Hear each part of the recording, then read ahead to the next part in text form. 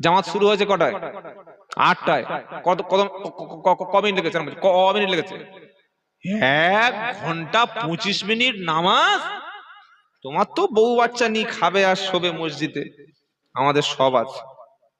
কাল থেকে ভালো করে শুনি ইমাম সাহেব, যদি চাকরি বাঁচাতে চাও, বাকি তারাবিগুলো যদি মসজিদে পড়াতে চাও, 9টা বেজে 1 মিনিটের আগে যেন দোয়া হয়ে লোক বাড়ি চলে যায়। এরকম কথা ইমাম সাহেবের উপরে বলে না? বলে। আপনি সহি করে নামাজ পড়লে মিনিমাম 1.5 ঘন্টা সময় লাগবে, মিনিমাম 1.5 থেকে 2 ঘন্টা।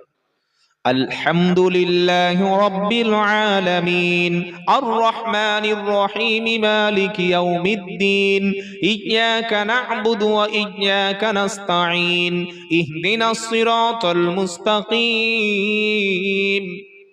আস্তে আস্তে কোরআন পড়ুন, আস্তে আস্তে থেমে থেমে। আর ইমাম সাহেব দেখছে যে চাকরি